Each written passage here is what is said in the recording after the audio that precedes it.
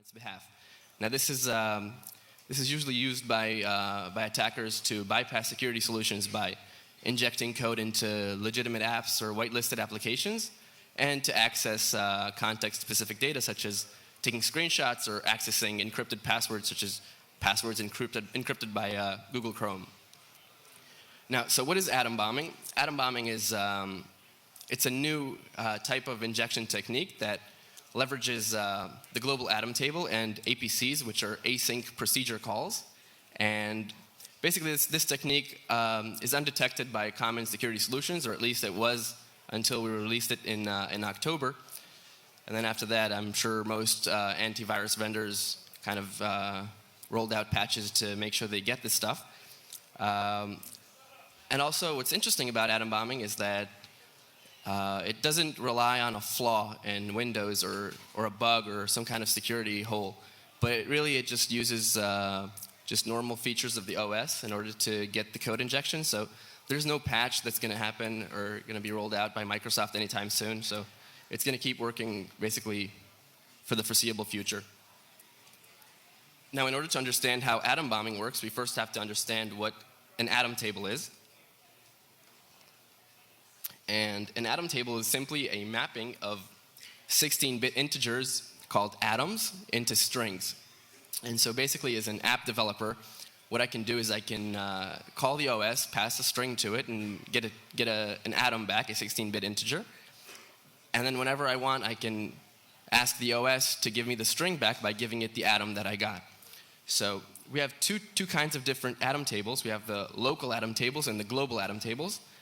Now, local atom tables are less interesting to us because they're accessible to a single process and are completely managed in user mode. And the global atom table is actually very interesting to us because it's accessible across processes and is managed by the kernel. Now, the functions that we can use to manipulate the global atom table are global add atom and global get atom name. Now, the first one receives a pointer to a string and returns an atom, the 16-bit little token that we can use to identify the string. And the second function is the function that retrieves the string and basically receives an atom and a pointer to a buffer and a size. And the size is there just so we don't have any buffer overruns. And then this is pretty neat because what we can do is once we're able to control the pointer to LP buffer that we can see over here, we're able to choose where whatever string we stored is going to be written to. So in theory, if I could somehow call global add atom and store some code in the global atom table, and then somehow force the target process to call global get atom name, and I could somehow control the parameters being passed to this API call, this would enable me to achieve my write what where, because I could choose what to write because I can store whatever I want in the atom table, and I choose where the string is going to be written to. So what we'd like to do is to leverage a mechanism called APC, which is async procedure call. Now, this has been used by malware in the past, just not in this way that we're about to use it. And basically how APCs work is that this enables me to pass a handle to a thread, a pointer to a function, and a parameter to that function, and then that thread will execute that function and receive that parameter that, in theory, I control. Now, the only problem is that the function is of type APC proc, that's its prototype, and so an APC proc expects to receive just one single parameter, and we'd like to call global get atom name, which receives 3 different parameters. So we have a parameter mismatch, and so we can't really control the values of these 2 parameters over here, which really doesn't help us very much. But if we take a look at the underlying implementation of queues or APC, we can see that it actually uses the undocumented system call ntq-apc thread. And what it does is, instead of passing our PFN APC, the APC proc, it passes a pointer to RTL dispatch APC. And this function is actually a function that's found in all Windows processes. And this function will actually dispatch our APC call. So what's interesting about RTL dispatch APC is that its prototype is exactly the same as the prototype of global get atom name.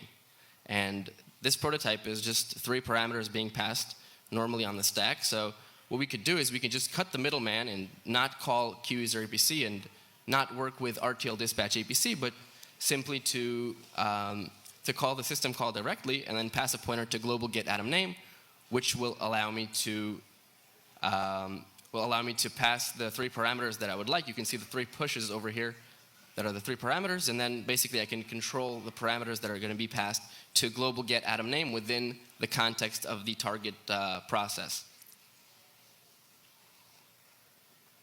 Now, this basically just gives us our write what where, or completes our step 1, because now I can store whatever I want in the global atom table by calling global add atom, and then get the target process to call global get atom name by using the underlying system call ntq apc thread.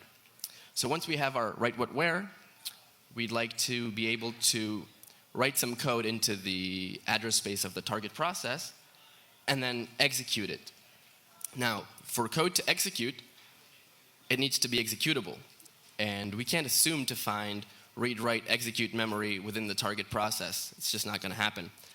But we can assume we can find read, write memory that we can write our shellcode to, and then use some return-oriented programming to allocate some executable memory, copy the executable memory from the read-write memory to the newly allocated executable memory, and then finally jump to our shellcode. And then this is actually the ROP chain in detail, and you guys will have the slide deck, so you can check it out later. But we're about to see like a little demo that'll really demonstrate how this works. So now we know what we want to do with the return-oriented programming, but we also need to get the return-oriented programming to work. So what we'd like to do is we'd like to leverage another system call called ntSetContextThread, which receives a handle to a thread and a pointer to a context structure. And the context structure is just holds the values of all the different registers. So what I would like to do is just set the value of the instruction pointer and the stack pointer to point to my ROP chain, and then divert the execution to execute it. However, we don't want to call ntSetContextThread directly, because this system call is quite suspicious. And well, if we have a process that is under our control that's trying to change the context of a thread that's within the address space of another process, then that's very suspicious, and many anti-malware solutions will flag that. So what we'd like to do is we'd kind of like the thread to change its own context, and we can try to leverage APC thread, QUser APC thread again to execute ntSetContextThread, or have the thread call ntSetContextThread on itself by passing the handle to the current thread, and then the context structure that we wrote using our write what where from step 1. Now the only problem here is that generally speaking, a parameter mismatch causes a crash on return, and ntSetContextThread expects 2 parameters and not 3. And so in theory this should lead to a crash. However, in this specific scenario, once the execution gets passed onto the kernel, the return will never take place, because the execution is diverted from the normal execution flow to our new context that we passed in this pointer right here. So there will never be a return, and so there will never be a crash, and so we don't really have a problem here. So let's take a look at the ROP chain in action. Now I've set up my debugger to break just after the execution flow has been diverted.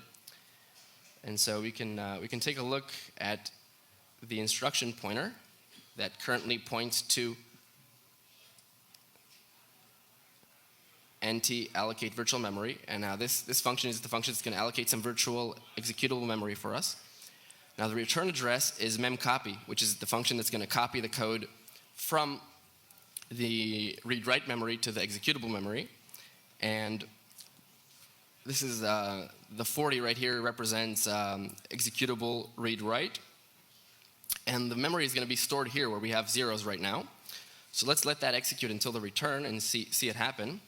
So now if we take a look at the stack again, we can see that where we once had zeros, we now have newly allocated memory. And if we take a look at the protection of this memory, we can see that this is page execute read write, which is 40 as we specified. Now, we can take one more step and see that we land in memcopy. Now, memcopy is the function that's going to copy the memory from the read write to the read write execute memory. And so if we take a look at the stack again, we can see that we have, this is the executable memory that was just allocated and currently contains zeros. And this is where we stored our shellcode before. We can see this is the actual code that's going to be run. But the only problem is that this memory is page read write, so it can't execute, and that's why we need the memcopy. And so we'll let the memcopy execute until the return, and then take a look at where we once had zeros.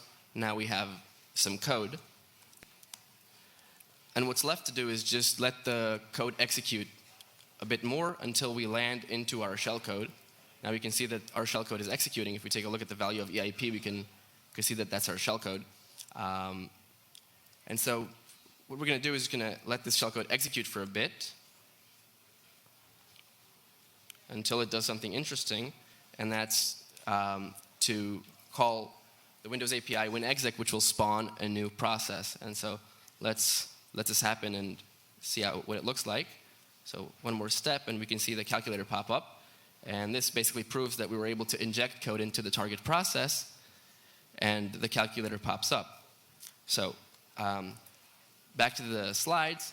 What we did is we hijacked a thread to execute code on our behalf. And this thread had a purpose before we had hijacked it.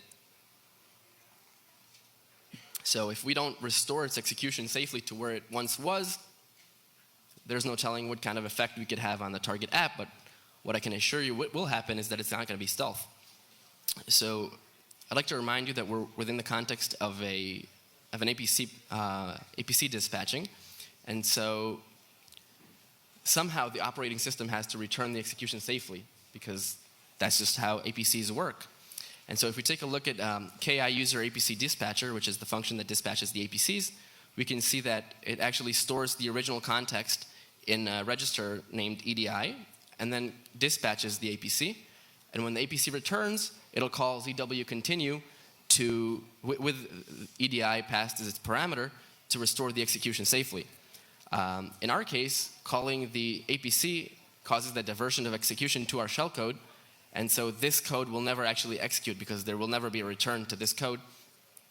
And so what we would like to do is we would like to just back up EDI at the beginning of our shellcode, store it in a temporary variable, and then do our malicious code or whatever we want to do, and then finally call ZW continue ourselves and pass a pointer to the context structure that we backed up from EDI. And then this actually is all that we need to do. And we can go back to our demo and we can see live. We can see this happen.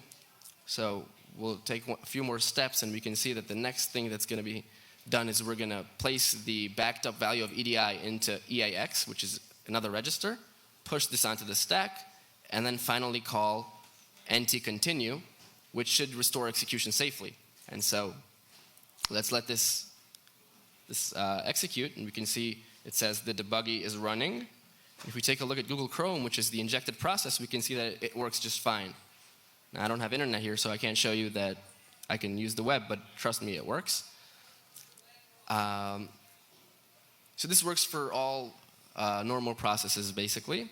Now, as for processes that are protected by Control Flow Guard, which MS Paint is an example of those, if we try to inject code into MS Paint, we can see that MS Paint crashes.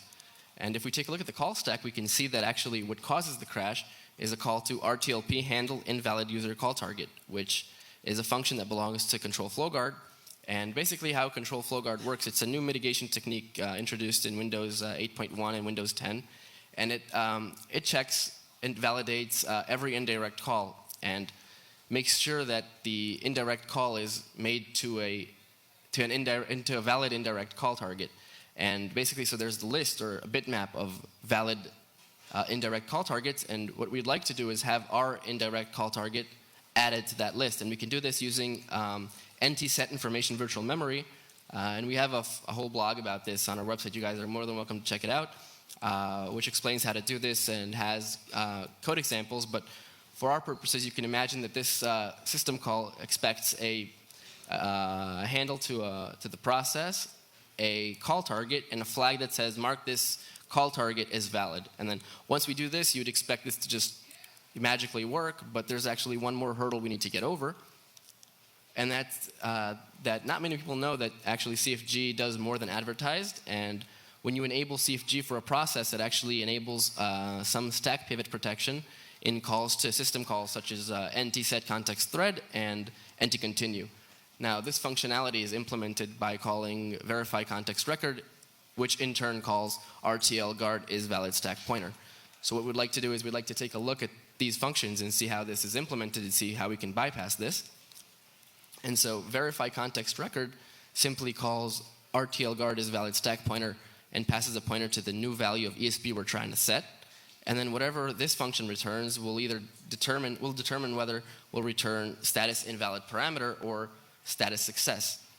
So we take a look at RTL guard is valid stack pointer. We can see that what it does is it loads the TB from the E thread. Then from the TB it loads the TIB. Then from the TIB it references the stack limit and stack base of the thread. Sorry, and then checks whether the new value for ESP is between the stack limit and stack base. And if it's below the stack limit or above the stack base, it'll return false. Otherwise, it'll return true. And so what we'd like to do here is we just like to make it seem like there is no stack pivot. And we can do that by querying the stack base and the stack limit of the target thread. And we can do that because they're stored in user mode. And so once we do that, we can just copy our ROP chain to the actual stack of the target thread. And this will make it seem to CFG like there is no stack pivoting going on. Now, some vendors actually demonstrated the prevention of atom bombing by flagging this stack pivot. And this is just an implementation detail, something I'd like to note. It's just an implementation detail, and it can be easily overcome. And we show here some code that actually overcomes this stack pivot problem. And we're going to post this on GitHub within the next few hours, actually. So you can go on and browse it on our repository. And so this is all we need to inject code into CFG protected processes. And so let's see this again live. So you can see we have Paint open here, and we have the command line ready. We also have the process monitor open in the background. And so what we're going to do is just going to inject the code. We'll see the calculator pop up just as before. And if we take a look at the process monitor, we can see that that MS Paint created a new process, and this process is calculator, which is pretty cool. Now, if we take a look at MS Paint again, we can see that it's completely functioning. All of its threads are intact. Nothing is wrong with it. And if the user was using MS Paint while we were doing this, the user couldn't tell the difference. So to sum up, what we did is we took AtomBombing and we split it into 3 different steps. Now, the first step was to write whatever we wanted into the address space of the target process, and we achieved this by calling global @atom to store code in the global atom table, and then we called NTQAPC thread to queue an APC to the target thread, and that APC actually executed global get atom name, and that retrieved the code that we stored within the global atom table. Then step number 2 is execution. We used a little return-oriented programming to allocate some executable memory, then copy the shellcode that we wrote to read-write memory to the newly executable memory, and finally we executed our shellcode. In order to execute the ROP chain or to invoke it, we used QAPC thread again, this time passing it a pointer to NTSet context thread, which diverts the execution to execute the little return-oriented programming, and then which eventually leads to the execution of the shellcode. And then finally, to restore execution and to leave no footprints behind, we copy the value stored in EDI, which is the original context. We store that in a temporary variable. And at the end of our shellcode, we call ZW_continue, pass it the backed up value, and this restores the execution, or just lets the OS do what it was meant to do. Now, in order to add CFG exceptions, what we did is we used NTSet information virtual memory. And the last step we had to take is to bypass CFG's stack pivot protection. And to do that, all we had to do is just copy the ROP chain to the stack, and then this basically just solves the problem, and there is no issue. So as for Microsoft's response to this, basically the response is that they're not really interested in post-exploitation techniques. And well, we all know that compromise is inevitable, and we do have to deal with post-exploitation techniques. And so the best course of action would be for third-party security vendors would be to hook KI user APC dispatcher and just block calls to global get atom name and to NTSet context thread, which nobody should be calling in the first place. So this will never generate any false positives. And this should block any implementation of AtomBombing, because this is the core of it, and there's really no way around this. And that's basically it, guys. If you have any questions, I'd love to address them.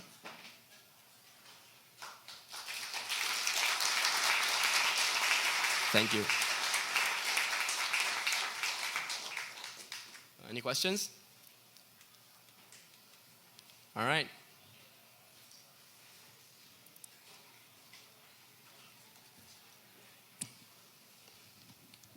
No one has questions at all? That means this talk was either flawless or you didn't. Yes, thank you. Yes, sir.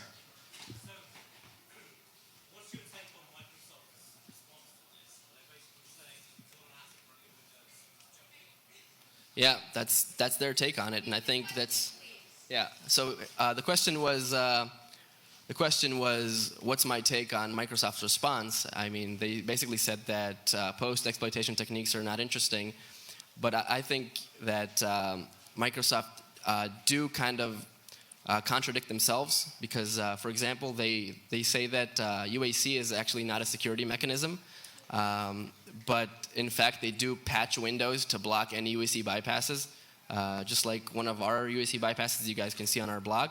And so I think they're just not interested in handing out CVEs and to make a problem where there shouldn't be one. But I think we all know that we do need to deal with post-exploitation techniques because it's interesting and because this does happen out there in the wild all the time. Any more questions? Yeah.